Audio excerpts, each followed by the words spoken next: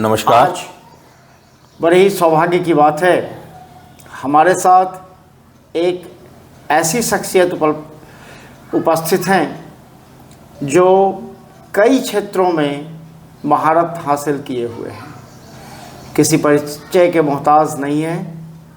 वैद्य श्री अजय वर्मा जी, हम स्वागत करते हैं उनका दिव्य रश्मि चैनल में। स्वागत है आपका। धन्यवाद। नमस्कार। आप चिकित्सा के क्षेत्र में वर्षों से कार्यरत हैं। चिकित्सा, शिक्षा और रोजगार आपकी एक मुहिम है जी। तो जो वर्तमान चिकित्सा पद्धति अंग्रेज़ों के द्वारा थोपी गई है, उससे आप जो पद्धति अपना रहे हैं, इसमें क्या फ़र्क है? देखिए, जो आज की चिकित्सा पद्धति है जो अंग्रेज़ों द्वारा अपनाई गई, तो उसके संबंध में बहुत कुछ तो गलत नहीं कहा जा सकता है, क्योंकि कुछ ऐसे पद्धतियां हैं जो आयुर्वेद में लुप्त हो गई हैं, जिनके द्वारा ऑपरेशन पहले किया जाता था। अब ऐसे व्यक्ति नहीं रहे हैं, ऐसी वो परंपरा नहीं रही है, तो इसलिए आवश्यकता है उस पद्धति की भी जहाँ पर ऑपरेशन की नौबत आती है। लेकिन जो सामान्य हमारी बीमारियों की जड़ होती है, वो जितना हम अच्छी तरह से मरीज को लाभ दे सकते हैं, वो आयुर्वेद पद्धति है। हालांकि अब इस समय आयुर्वेद की तरफ रुझान बढ़ रहा है। जैसे मैं तो 1997 से इसी पद्धति से चिकित्सा कर रहा हूँ गांव में, और आज तो मेरे पास लाखों लोगों की एक श्रृंखला है जो आयुर्वेद के पद्धति से ही लाभान्वित हुए हैं। क्योंकि इसमें कोई इसका साइड इफ़ेक्ट नहीं रहता इन दवाओं का। अंग्रेजी पद्धति जो है, उनकी जो दवाइयाँ हैं, उससे साइड इफ़ेक्ट बहुत रहते हैं। दूसरे, अब धन के लोभ में ऐसी ऐसी कंपनियां तैयार हुई हैं जो जेब पर तो डाका डालती ही हैं, साथ में दवा का इतना साइड इफ़ेक्ट दे रही हैं, इतनी नकली दवाएं कह लीजिए, या उसमें कह लीजिए मिलावट हो रही है पैसे के लालच में, जो मूल भावना से हट के इसमें केवल अर्थयुक्त का उनका उपयोग कर रहे हैं। तो इसलिए वो पद्धति आज धीरे धीरे अब वो विनाश की तरफ ले जा रही है। आज बहुत छोटे छोटे बच्चों में ऐसी ऐसी बीमारियों का प्रकट हो रहा है, जिससे जो कभी बीमारियां, ये कह लीजिए कि अंतिम पड़ाव में मनुष्य की आती थी, वो आज पहले चरण में ही बच्चों में दिखाई दे रही हैं। तो उसका साइड इफ़ेक्ट यही है कि जो हम केमिकल, अब तो मनुष्य के बजाय खेती में भी इतना उसका प्रयोग होने लगा है, सब्जियों में प्रयोग होने लगा है, तो इससे बीमारियां बढ़ती जा रही हैं। छोटे छोटे ऐसे कह लीजिए कि जन्म लेने वाले बच्चों में भी ऐसी ऐसी बीमारियां पनप रही हैं जिनकी कभी कोई कल्पना नहीं किए होगा। इसलिए हमारी पद्धति जो आयुर्वेद पद्धति है, अपनी भारतवर्ष की पद्धति है, वो सबसे ज़्यादा अच्छी मानी जाती है। ये अंग्रेज़ों ने जो सिस्टम चलाया था और उनकी चाहत रही थी कि शिक्षा ऐसा करो कि लोग शिक्षित ना हों, चिकित्सा ऐसा करो कि लोग स्वस्थ ना हों, न्याय प्रणाली ऐसी दे दो लोगों को न्याय न मिले, और शासन व्यवस्था ऐसी कर दो कि जनता संतुष्ट न हो। जी, सही कह रहे हैं, बिल्कुल सही कह रहे हैं। तो क्या इस परिपाटी को आज के वर्तमान अंग्रेज़ लोग बखूबी चला रहे हैं? बिल्कुल सही चला रहे हैं, बल्कि उससे और कहीं ज़्यादा उसको मैंने दिखाने के चक्कर में है कि हमारी ही जो है चलाई हुई जो व्यवस्था है वही ज़्यादा सटीक है। तो कहते हैं कि, कहावत भी कहते हैं कि गोरे अंग्रेज चले गए, लेकिन काले अंग्रेज़ों का यहाँ पर जो है भारतवर्ष में बहुतायत में राज्य हो रहा है, चल रहा है। और इसीलिए समाज हमारा आज बहुत दूषित होता जा रहा है।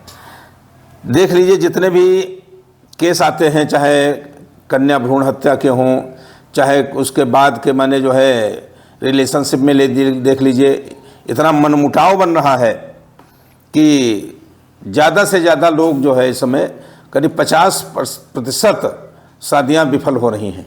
केवल उसका एक ही कारण है कि जो ये पद्धति बन रही है, शिक्षा पद्धति, चिकित्सा पद्धति तो खैर अलग विषय है, लेकिन जो शिक्षा पद्धति बन रही है वो शिक्षा पद्धति जो हमारी पाश्चात्य सभ्यता की तरफ ले जा रही है कि वहाँ रिलेशनशिप में रहना, लिव इन में रहना, ये सब चीज़ें जो है भारतवर्ष में भी बहुतायत देखने को मिल रही हैं।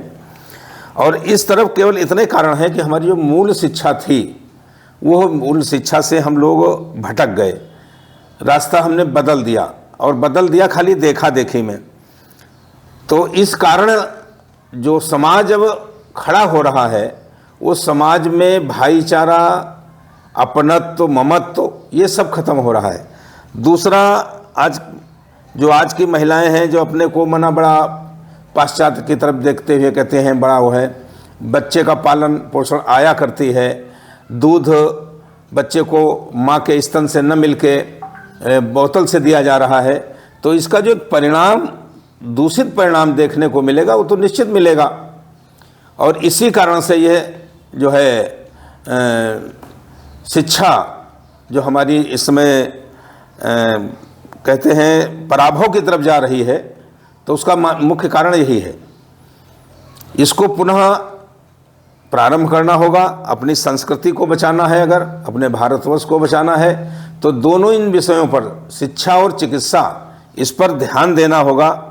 हम विश्वगुरु की तरफ रोज सपने देख रहे हैं कि हम विश्वगुरु बनने जा रहे हैं, विश्वगुरु बनने जा रहे हैं, लेकिन हम कहीं से भी विश्वगुरु की तरफ, क्या कौन कहे, गुरु की तरफ भी नहीं जा रहे हैं, क्योंकि गुरु के कदमों से हट गए हैं। जबकि गुरु का महत्व कितना था कि भगवान से भी ज़्यादा गुरु को महत्व दिया गया था। लेकिन आज हम उस परंपरा से बिल्कुल दूर हटते जा रहे हैं, क्योंकि अब शिक्षक, मास्टर, अध्यापक हो गया है, अब वो गुरु नहीं रहा है। तो इस परंपरा को भी हमको बदलना होगा, और मेरा तो इस पर प्रयास भी चल रहा है। देखिए कितनी सफलता मिलती है कि हम पुनः उस तरफ लौटें। क्या इसमें आपको नहीं लगता कि इसके लिए जो वर्तमान परिवेश में राजनीतिक दल हैं या सत्ता के केंद्र में जो लोग रहे हैं, 1947 के बाद से 1947 के पहले तक जितना नुकसान अंग्रेज़ों और मुसलमानों ने भारत का नहीं किया, उससे ज़्यादा 47 के बाद के राजनीतिक दल के लोगों ने किया है। जी, वही तो मैं कहना चाह रहा हूँ कि जो काले अंग्रेज, गोरे अंग्रेज नहीं कर सके वो काले अंग्रेज कर रहे हैं। उसका कारण यही है कि उनकी जो शिक्षा दीक्षा हो रही, जो आज हमारे राजनीतिज्ञ हैं जितने भी ऐसे मिलेंगे, अधिकतर सब विदेशों में पढ़ने जाते हैं, जबकि विश्व के लोग भारतवर्ष में पढ़ने आते थे। अपने बिहार में ही देखिए पाटलिपुत्र ऐसे जो मैंने हमारे विद्यालय थे, नालंदा विश्वविद्यालय था, मैं तो उसको खड़हल देखने गया, का सौभाग्य मिला है। तो देख कर लगता है कि वास्तव में जो शिक्षा देनी चाहिए थी वो हमारे भारतवर्ष में दी जाती थी। आज हम मेडिकल की पढ़ाई पढ़नी हो तो हम विदेशों में जा रहे हैं, विदेशों की तरफ देख रहे हैं। टेक्निकल की पढ़ाई पढ़नी हो तो हम विदेशों की तरफ देख रहे हैं। लग रहा है कि हमारे यहाँ का जो है सब माने सब समाप्त हो गया है। और इसी कारण जो शिक्षा इनको मिल रही है, चाहे हमारे वो राजनीतिज्ञ हों, चाहे हमारे वो डॉक्टर हों, चाहे हमारे वो न्यायपालिका के हों, सबकी जो है एक दिशा बदल गई है। इसलिए आपने जो कहा सही कहा कि जो अंग्रेज नहीं कर सके वो इस समय के हमारे भारतीय लोग कर रहे हैं, जो हमारे जो शासन में हैं। जो एक आधे अच्छे लोग हैं भी तो उनकी कहीं कोई सुनने वाला नहीं है, वो किनारे पड़े हुए हैं। चाहे वो जो भी संगठन हो जिसमें मुखर होकर सही बात कोई कहता है, वो संगठन से अलग कर दिया जाता है, धीरे धीरे उसको काट दिया जाता है, बैकफुट पे पहुंचा दिया जाता है। यह सबसे बड़ी एक विडंबना है अपने भारतवर्ष में कि सही बात सुनने के लिए पहले अपने यहाँ होता था निंदक नियरे राखे आंगन खुटी छवाए। पहले निंदा करने वाले को अपने पास लोग बिठाते थे, क्यों? वो आईना दिखाता था। आज क्या हुआ, शीशे पर तो धूल झाड़ रहे हैं लोग, लेकिन अपने चेहरे को नहीं साफ कर रहे हैं। कहते हैं हमारा चेहरा धुंधला दिख रहा है, शीशा गंदा है, तो शीशे को तो लोग साफ कर रहे हैं, लेकिन अपने चेहरे को नहीं बदलना चाह रहे हैं। ये सबसे बड़ी एक विडंबना है।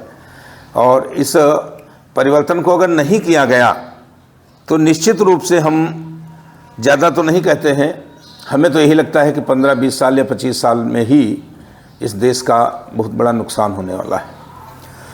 ये तो क्या इसके लिए जनता दोषी नहीं है? जनता वैसे लोगों को चुनती है जिनके पास धनबल है, जनबल है।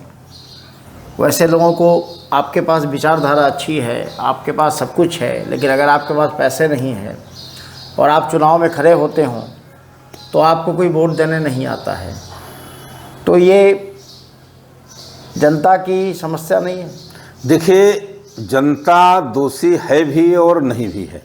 उसके दो कारण हैं। एक तो ये है कि जो हमारी पूर्ववर्ती सरकारें रहीं, आज़ादी के बाद से शुरुआत हुई जब हमारे भारत के लोगों के द्वारा शासन करने की, और उसके बाद इस समय जो चल रहा है, उन सब ने क्या किया कि शिक्षा को जो है इतना दूषित कर दिया कि शिक्षित तो कर दिया लेकिन ज्ञान उनके अंदर ना आने पाए, ऐसी एक शिक्षा पद्धति लागू की। आज भी हम देखते हैं, अगर आज आप इंटर का कोई बच्चा हो, उससे आप सामाजिक बात कोई पूछ लीजिए तो ये एक ही शब्द उसका निकलता है कि हमें पढ़ाया नहीं गया। माने उसको जो हमको पढ़ाना चाहिए था, उसको जो ज्ञान उसका बढ़ाना चाहिए था जिस दिशा में, तो हमने किताबी ज्ञान तो उसको रटा दिया, अल्फ़ा बीटा गामा दुनिया भर का पढ़ा दिया, रसायन के सूत्र पढ़ा दिए, लेकिन उसका जीवन में क्या प्रभाव होगा, जीवन में कौन से ज़रूरत पड़ेगी इस सूत्र की, इसको नहीं बताया कभी किसी ने। जो हमारी मेन मुख्य संस्कृति थी, मुख्य धारा थी भारतवर्ष का, जिसलिए भारतवर्ष पहचाना जाता था पूरे विश्व में, उसको लोगों ने बिल्कुल अलग कर दिया। तो इसलिए जनता को जब जानकारी नहीं है तो जनता क्या करे, तो जनता लोभ और लालच में आ जाती है। इसलिए वो ये देख ही नहीं पाती है कि जितने प्रत्याशी हमारे सामने आ रहे हैं मैदान में, हम उनको अपना प्रतिनिधि चुनने जा रहे हैं, तो यही नहीं समझ पाते हैं कि हम इनको अपना प्रतिनिधि चुन रहे हैं कि इसको नेता बना रहे हैं। उसके लोभ लालच में, जातिवाद में कहीं फंस जाएंगे, कहीं पैसे में फंस जाएंगे, कहीं शराब के उसमें फंस जाएंगे, इस चक्कर में। और जो कुछ बुद्धिजीवी हैं भी, तो जब वोट का यहाँ पर महत्व है, तो चाहे वो लंगड़ा हो, चाहे लूला हो, चाहे अंधा हो, चाहे बहरा हो, चाहे काना हो, सबके मत का एक बराबर भाव है। तो वहाँ पर हमारा पढ़ा लिखा या समझदार व्यक्ति फेल हो जाता है, क्योंकि वो है मुट्ठी भर इन्हें गिने जो अपने किन्हीं कारणवश अपने त्याग से, परिश्रम से, कैसे भी जो ज्ञान अर्जन कर पाए, तो ऐसे बहुत कम लोग हैं। और जब अनपढ़ों की या ऐसे लोगों की संख्या बढ़ जाती है तो कहते हैं वो जो बुरे लोग ज़्यादा हो जाते हैं, अच्छे लोग कम हो जाते हैं, तो तभी यह परिवर्तन होता है। और यही हो रहा है इस समय। जो ऐसे लोग जीत कर जाते हैं, ऐसे लोग शासन में आ जाते हैं, तो उनकी संख्या इसीलिए हो जाती है। वो वहाँ जब पहुँचते हैं पैसे के बूते पर, तो हर कोई अपना इसको एक बिजनेस बना रखा है, राजनीति को। ऐसा इसका बदलाव कर दिया है कि वो त्याग, तपस्या और वो ख़त्म हो गया। जैसे एक पहले कहा जाता था, नेता शब्द जिसके व्यक्ति के साथ जोड़ दिया जाता था तो एक बड़ा सम्मानित शब्द होता था नेता। नेता सुभाष चंद्र बोस को कहा गया, ऐसे लोगों को नेता शब्द। आज क्या नेता है? नेता एक गाली बन गई। एक ऐसी जो है, किसी को आप नेता कह दीजिए तो सीधे माने उसको एक आप सम्मानित भाषा में गाली दे रहे हैं। तो ये सब जो हुआ है, ये इसी का कारण है कि जो अच्छे लोग शासन सत्ता में नहीं आ पाते हैं, बेचारे वो 2-4, 10,000, 20,000 वोट पाकर और अपना धन भी खराब बर्बाद करते हैं और सत्ता में भी नहीं पहुंचते हैं। तो उनके अंदर भी कुंठा जागती है। वो भी क्या करते हैं, कहते हैं चलो हम भी उसी रास्ते पर चलेंगे। तो ये सब चीज़ें हैं ऐसा। लेकिन अब त्याग के लिए कोई नेतागिरी नहीं आता है, न कोई सांसद बनता है, न कोई विधायक बनता है। जिस दिन उसको रिजल्ट मिल जाता है, प्रमाण पत्र मिल जाता है, उसी दिन से उसके पास ऐसे लोगों की भीड़ लग जाती है। अगर वो अच्छा व्यक्ति चुना भी गया एक आधा कोई, तो उसके पास ऐसे लोगों की भीड़ बन जाती है जो अपना एक उल्लू सीधा करने के लिए धन बल और जो भी प्रयोग करना चाहते हैं उसके पास इतना पहुंचा देते हैं। तो वो भी बेचारा धीरे धीरे और उसी परिपाटी में वो चला जाता है, भ्रष्टाचार के दलदल में फंस जाता है। क्यों, हमने कई लोगों से ऐसे वार्ता भी की जो बड़े अच्छे लोग थे। उनसे मैंने कहा भी कि आप तो ऐसे एक संस्था से निकल कर आए हैं, आज मंत्री बन गए हैं, विधायक बन गए हैं, तो ऐसा क्यों करते हैं? तो उनका शब्द एक ही होता था कि जय जी मजबूरी है कि अगर हम इस धारा में नहीं रह पाएंगे तो हम निश्चित रूप से किनारे हो जाएंगे। और हुआ यही। तो इसलिए मजबूरी में ज़्यादातर लोग दलदल में ही फंसते चले जाते हैं। ये इसका सबसे बड़ा कारण है। आप संघ से भी जुड़े रहे हैं, संघ में भी आप प्रचारक थे। जी जी। तृतीय वर्ष प्रशिक्षित भी रहे हैं। क्या आपको आज का संघ और पहले के संघ में कुछ फ़र्क दिखाई देता है? थोड़ा सा फर्क नहीं है, ज़मीन आसमान का अंतर आ गया। मैं जो निकला था वो स्वयं की प्रेरणा से निकला था। हालांकि मैं संघ का स्वयंसेवक क्या कह लीजिए, संघ से जुड़ाव तो बचपन से रहा, क्योंकि मेरे पिताजी भी पदाधिकारी रहे थे। तो मेरा जन्म तो हुआ तो संघ परिवार में ही हुआ। छोटे से ही शाखा पर जाने लगा, जो ही खड़ा हुआ अपने पैरों पर चलने लगा तो शाखा पर जाने लगा। लेकिन बीच में कुछ कालखंड ऐसा रहा जो मैं संघ से थोड़ा अलग रहा। लेकिन मैं जब फिर से जुड़ा हुआ पदाधिकारी के रूप में सन 88 में, तो फिर चालू हुआ। उसके बाद मैं प्रचारक भी रहा। तो उस समय मुझे प्रेरणा जो है डॉक्टर हेडगेवार जी ने, जो पूजनीय इसके संस्थापक थे, उनके द्वारा मुझे मिली। उनके और उस समय के जो कार्यकर्ता आते थे घर पर, तो मैं बचपन में जब उनको देखता था तो उनसे मुझे प्रेरणा मिली कि वास्तव में यह एक बड़ा अच्छा संगठन और बड़ा बढ़िया संगठन है, इसमें जुड़ना चाहिए। मैं भी जुड़ा, मैं प्रचारक भी रहा। हालांकि हमारे प्रचारक बंधुओं ने कहा भी कि आप वैसे इतना ज़्यादा काम करते हो, प्रचारक जाने से क्या फ़ायदा है। लेकिन मैंने कहा नहीं, मैं कुछ दिन करके देखूंगा, और गया भी। मैं 5 साल प्रचारक रहा। लेकिन उसके बाद मुझे इतना कुछ देखने को मिला। जब गहराई में पहुंचा तो उनके कुछ व्यक्ति तो ऐसे थे जिनको मैं आज भी सम्मान करता हूं, जो हमारे प्रचारक थे या हमारे सामान्य कार्यकर्ता थे, पदाधिकारी थे। लेकिन कुछ अधिकतर संख्या में उसमें ऐसे लोग थे जो केवल स्वार्थवश उस संगठन में जुड़े हुए थे। तो धीरे धीरे लगने लगा कि यार ये तो बड़ा गलत है जो दिखावा जा रहा है कि हाथी के दांत दूसरे हैं खाने के और दिखाने के। तो मैं धीरे फिर अलग हुआ। लेकिन जब आप काम कर रहे थे संघ में और आज वर्तमान समय में जो संघ की स्थिति है, क्या आपको लगता नहीं कि संघ में एक चोर दरवाज़ा बना हुआ है जिससे कि लोग एंट्री करते हैं और भाजपा में ज्वाइन कर लेते हैं? संघ भाजपा में जाने का एक रास्ता बन गया है। और आज वर्तमान समय में संघ को आप कैसा देखते हैं? बता रहे हैं, उस समय के संघ में और इस समय के संघ में ज़मीन आसमान का अंतर हो गया है। तो आपने सही कहा कि इस समय चोर दरवाज़ा बन गया है भाजपा में जाने का। चूँकि सत्ता का सुख हर किसी को चाहिए, और सत्ता का सुख या किसी ऐसे लक्ष्य पर पहुंचने के लिए शॉर्टकट लोगों को ज़्यादा अच्छा लगता है। और संघ जो है हमारा, वो वही शॉर्टकट रास्ता है। तो लोग इसमें शामिल होकर तो चाहते हैं कि हम तुरंत जो है भाजपा में इन प्रकार शामिल हो जाएं। तो आज वो संघ नहीं रहा जो संघ पहले त्याग के लिए और समाज को जोड़ने के लिए शुरू किया था डॉक्टर साहब ने। क्योंकि डॉक्टर हेडगेवार जी की जो योजना थी, जो उनके मन में विचार था, वो ये था कि संपूर्ण हिंदू समाज को एक परिवार बनाना। लेकिन बीच में जो धीरे धीरे उसका पराभव होता रहा और आज केवल कुछ जातियों तक संघ सीमित हो गया है। हम ये भी देख रहे हैं, विशेषकर जो कृत्य थे संघ के, नित्य शाखा, नित्य लोगों से मिलना, आपस में विचार विमर्श करना, उनके सुख दुख में शामिल होना, ये सब धीरे धीरे लुप्त हो गया है। अब केवल स्वार्थ का मतलब रह गया है। अगर आपसे ज़रूरत है, आपके पास एसी गाड़ी है, एसी बंगला है, धन है, तो हमारे संघ के पदाधिकारी, संघ के प्रचारक आपके पास आएंगे, आपके घर जाएंगे।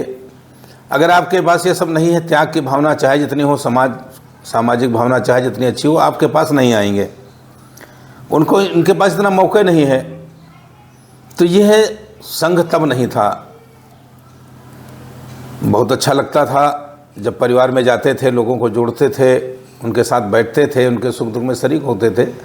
तो एक आत्मीयता जो पनपती थी और जो दर्शन होता था समाज का, वो दर्शन ऊंचे धीरे धीरे सीढ़ी वो ऊपर अधिकारियों के पास जाता था। पदाधिकारी उस पर मंथन करते थे कि हाँ, हमारे समाज की स्थिति कैसी है। आज वो सब खत्म हो गया, क्योंकि जब तक हम किसी व्यक्ति के पास बैठेंगे नहीं, तब तक उसके सुख दुख से कैसे वाकिफ होंगे। ये सब खत्म हो गया। इतने बड़े बड़े अच्छे एसी रूम कार्यालय बन गए, अब उसी से मौका नहीं है। तब तो कहीं पता लगा एक किसी किराए के मकान में रहते थे, कहीं झोपड़ी में खाना मिलता था, पूरा दिन हो जाता था, कभी कभी खाने नसीब नहीं होता था। तो लेकिन उसमें भी जो आनंद आता था काम करने का, तो वो वास्तव में एक बड़ा अभिभूत कर देता था आदमी को। इसीलिए जो है उस समय के लोग, जो बंधु हमारे पुराने प्रचारक, 1 साल देकर निकले थे घर से कि हम 1 साल के लिए जा रहे हैं समाज सेवा करने, और वो 1 साल ही नहीं जान पाए। और 50 साल, 60 साल, 70 साल में उनकी मृत्यु भी हो गई। वो जाने नहीं पाए कि 1 साल हमारा कब पूरा होगा। तो वो क्या था ना, वो जो परिवार से आत्मीयता मिलती थी लोगों को, वो उनको पता ही नहीं होने देती थी कि हम परिवार से अपने दूर हैं, माता पिता से दूर हैं। हम ऐसे ऐसे लोगों को जानते हैं कि इनके एक ही बालक था और पढ़ने में बहुत अच्छे, लेकिन वो संघ के संपर्क में आए और संघ में प्रचारक बन गए, और वो फिर वो जीवन भर जान ही नहीं पाए कि हम कितने अच्छे थे, सर्विस करते तो कितने ऊपर पहुंच जाते। लेकिन प्रचारक जीवन आज भी तो बहुत अच्छा लगता था, लेकिन बड़ा कष्ट होता है उस चीज़ को देख कर के हमारी आंखों के सामने ही इस संस्था का इतना पराभव हो रहा है।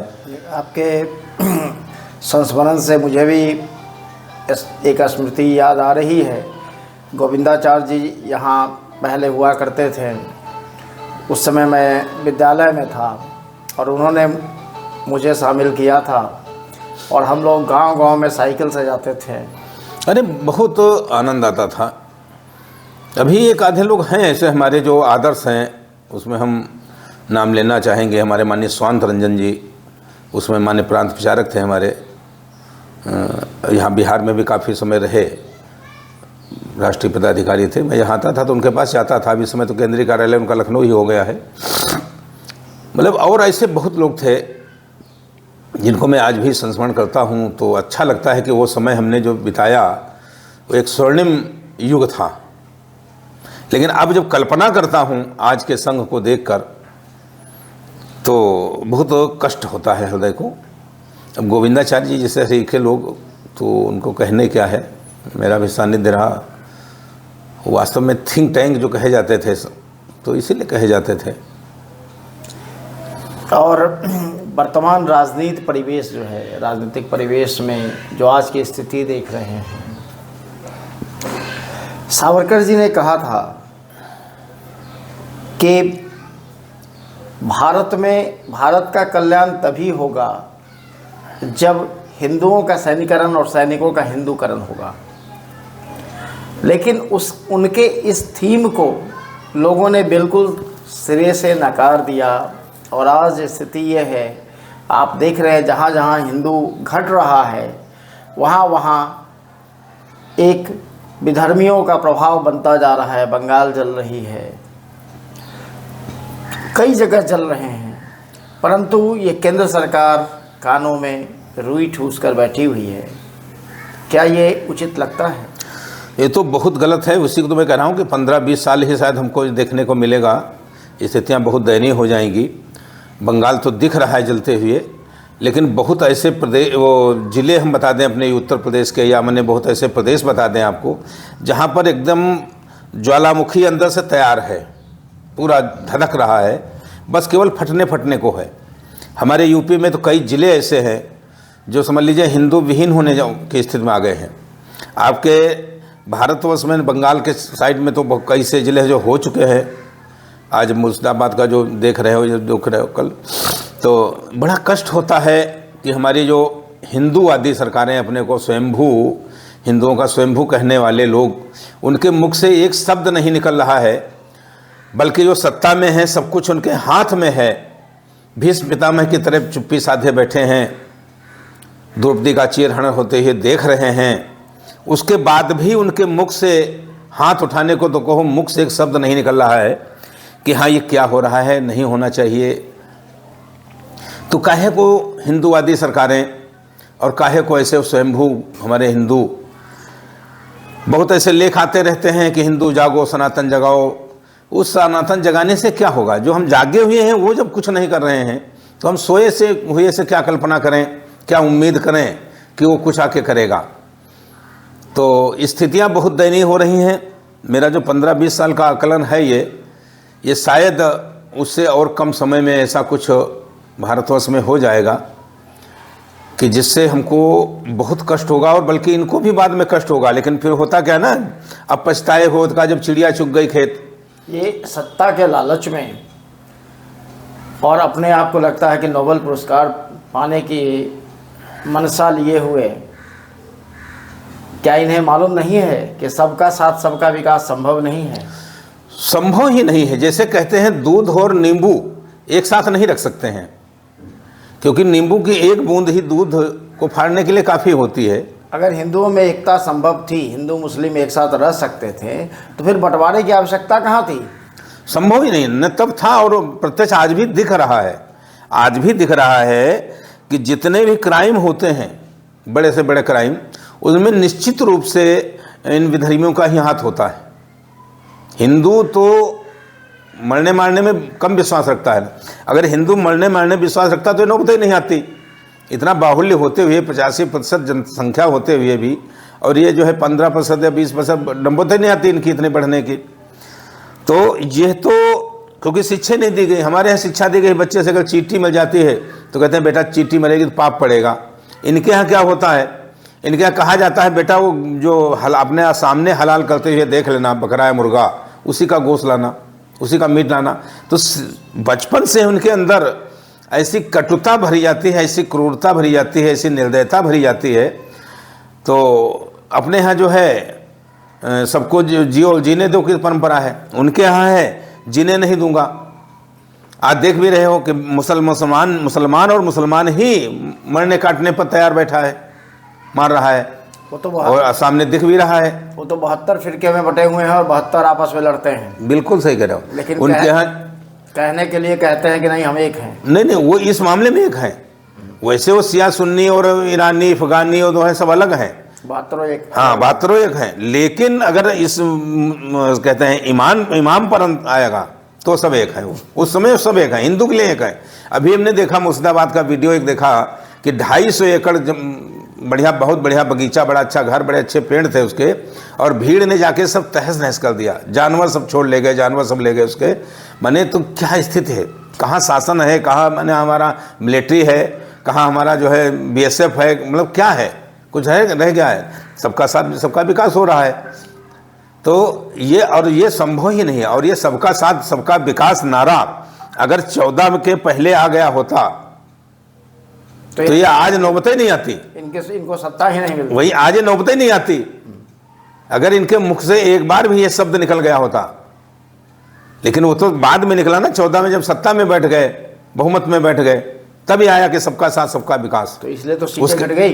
तो सीटें नहीं, अभी और घटेंगे, अभी बहुत कुछ घटेंगे। वो तो घटना है इनको। और अभी बंगाल में भी चुनाव है, बिहार में भी चुनाव है, और बिहार तो एक प्रयोगशाला बनी हुई है राजनीति की। कई लोग जन्म ले रहे हैं। जी जी जी जी, बिल्कुल सही है। तो क्या आपको लगता है कि ये लोग जो नए नए दल बनते जा रहे हैं, वो दल में बिहार का विकास होगा? नहीं, दल में कभी विकास हुए नहीं है। भूमि जहाँ पर ठोस होती है और जहाँ उपजाऊ होती है वहीं पर अन्न उपजता है। दलदल में कभी घास का एक तिनका नहीं उगता है, जबकि वहाँ नमी बहुत रहती है। लेकिन वो दलदल में कभी एक तिनका नहीं उगता है। ये तो प्रकृति का नियम है। इसलिए दलदल के द्वारा जो है माने विकास तो संभव ही नहीं है। लेकिन ये सही है कि जितने भी प्रयोग हुए अभी तक वो सब बिहार से ही हुए। जितनी भी क्रांतियाँ हुई इस भारतवर्ष में, वो चाहे मुगलों के समय से हों चाहे अंग्रेज़ों के समय से हों, अधिकतर क्रांतियाँ जो हैं वो सब बिहार से हुई। जितने बड़े विद्यालय उस समय थे वो बिहार में ही थे। तो नालंदा और तक्षशिला जो है सब, उस समय शिक्षा का स्तर था। नहीं, आज बिहार के लोग शिक्षित नहीं है। नहीं, शिक्षित भले न हो लेकिन ज्ञानी हैं भी और लेबरस हैं।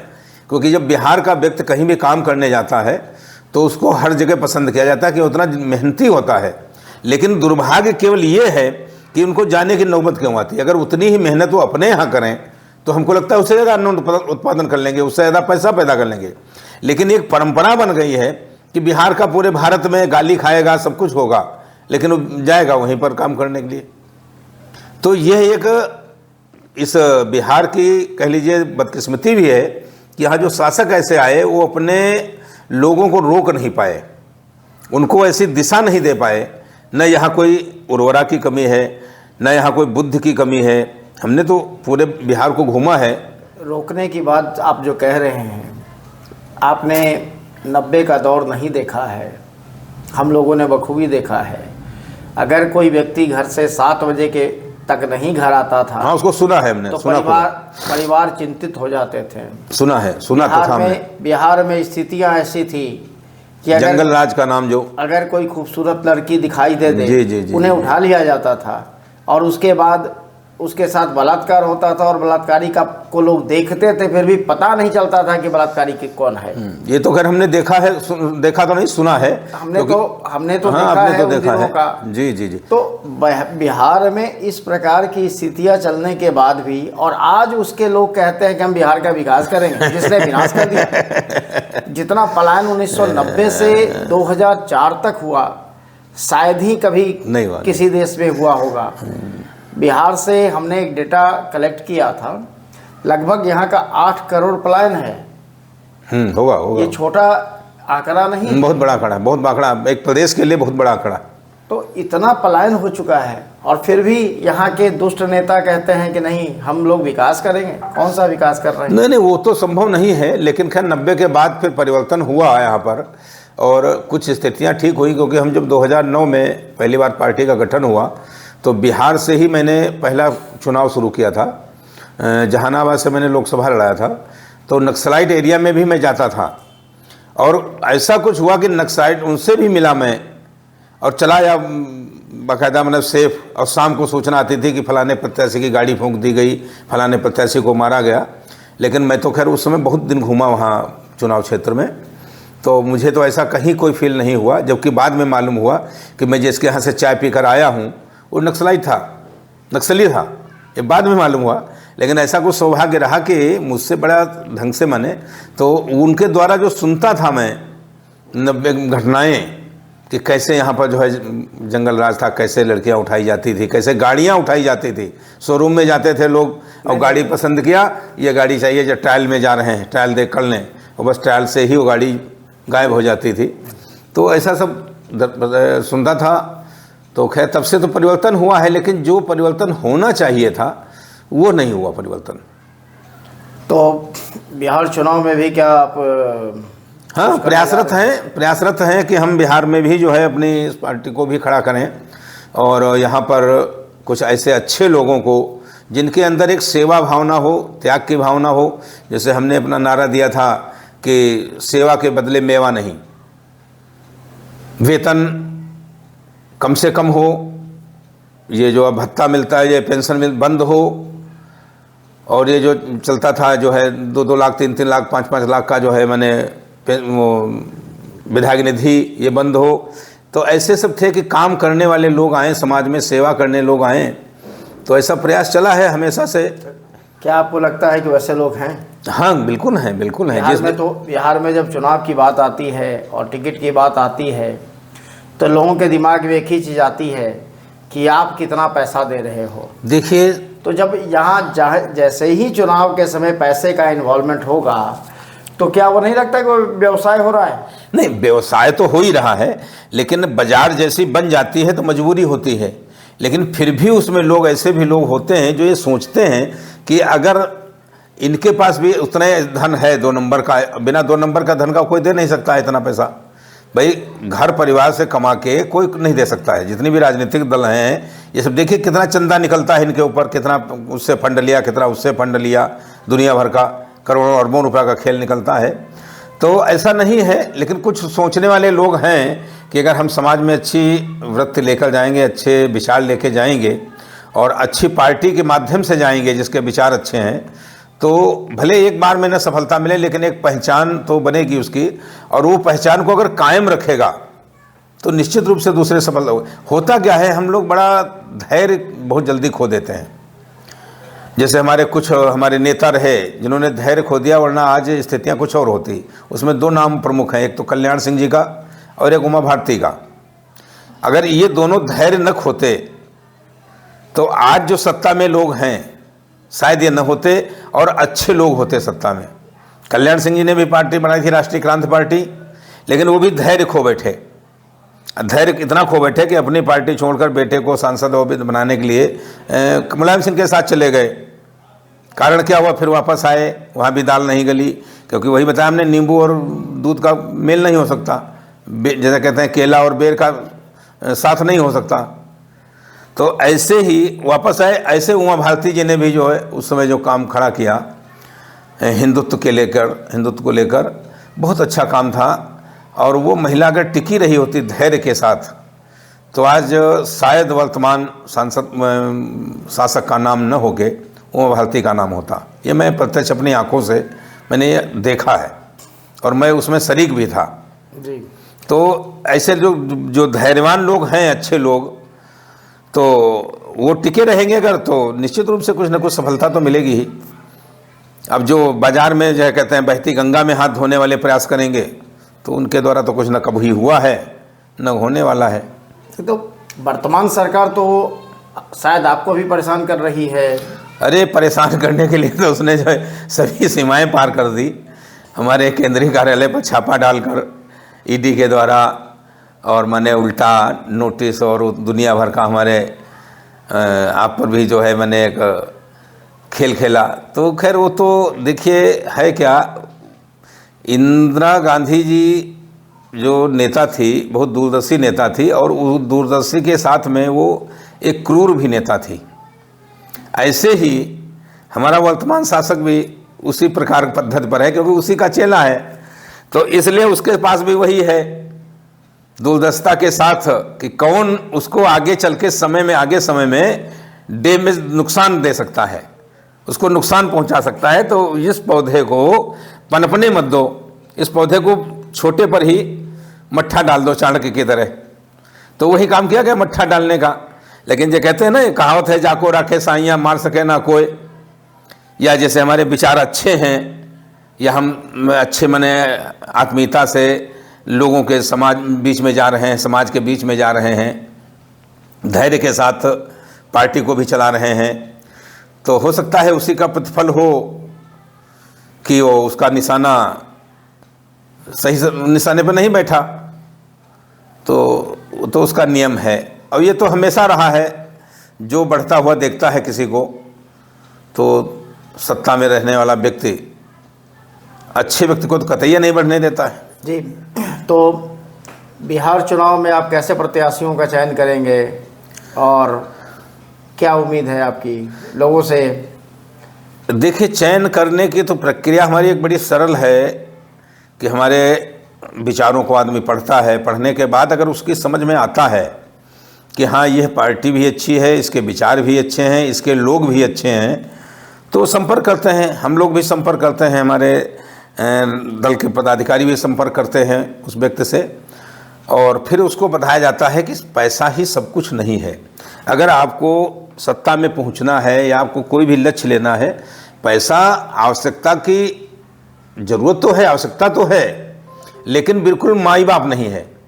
तो जब ये चीज़ लोगों की समझ में जाती है तो उनके अंदर एक भाव जगता है, और वो फिर आते हैं हमारे साथ में। पिछली बार भी हम तो 2009 से जब से यहाँ पर पार्टी खड़ी किए हैं, तब से ऐसा कोई चुनाव नहीं हुआ जिसमें हम 2, 4, 10 कैंडिडेट न उतारे हों, हमेशा उतारे हैं बिहार में। लेकिन हुआ वही कि थोड़ा धैर्य के साथ लोग नहीं टिक पाए, तो एक बार में आने के बाद फिर दोबारा वो संपर्क ही नहीं किए। मेरा तो ये कहना होता रहता है लोगों से कि देखिए, आप बने रहिए समाज में, उनके सुख दुख में शामिल होते रहिए। भले आप कोई बड़ा आंदोलन नहीं कर सकते हैं उनके लिए, लेकिन कम से कम उनके बीच में बने रहिए। उनको ये लगना चाहिए कि ये व्यक्ति हमारा साथ नहीं छोड़ेगा। तो धीरे धीरे क्या होता है, एक श्रृंखला हमारी जुड़ती जाती, बढ़ती जाती है। लेकिन उसमें बहुत कम लोग सफल हुए, लेकिन कुछ हैं एक आधे लोग ऐसे जो अभी भी हमारे साथ चल रहे हैं। तो देखते हैं कि हम प्रयास तो ये कर रहे हैं कि ज़्यादा से ज़्यादा। अभी एक कल फ़ोन आया था मेरे पास कि जेडीयू से जो है माने आप गठबंधन, तो हमने कहा देखिए बड़ी पार्टी है, हमसे काहे गठबंधन करेंगे। फिर दूसरी सबसे बड़ी चीज़ है, जो हमारे विचारों से मेल नहीं खाएगा तो हमारा गठबंधन उससे कैसे संभव होगा। लेकिन हमने कहा प्रयास करिए, आप बात करिए, और अगर सफलता मिलती है तो बताइएगा। भाई थोड़ा हम झुकेंगे, थोड़ा उनको झुकना होगा, अलग विषय है। तो ये है, धीरे धीरे बढ़ रहा है। कुछ 25 में लग रहा है कि बिहार में हम कुछ सफलताएं प्राप्त करेंगे, और अब देखिए ईश्वर क्या करवाना चाहता है। जी, बहुत बहुत आभार आपका। आज की शख्सियत हमारे चैनल में थे ये श्री अजय वर्मा जी, पेशे से चिकित्सक, समाज सेवी और राजनेता थे। ये भारतीय जनता दल के राष्ट्रीय अध्यक्ष हैं, वर्तमान में सीतापुर के रहने वाले हैं और समाज सेवा में लगातार लगे हुए हैं। इनकी मुहिम सेवा के बदले मेवा क्यों काफ़ी सक्सेसफुल रहा और उम्मीद करते हैं कि बिहार की तस्वीर बदलने में इनका योगदान रहेगा। बहुत बहुत आभार आपका। धन्यवाद।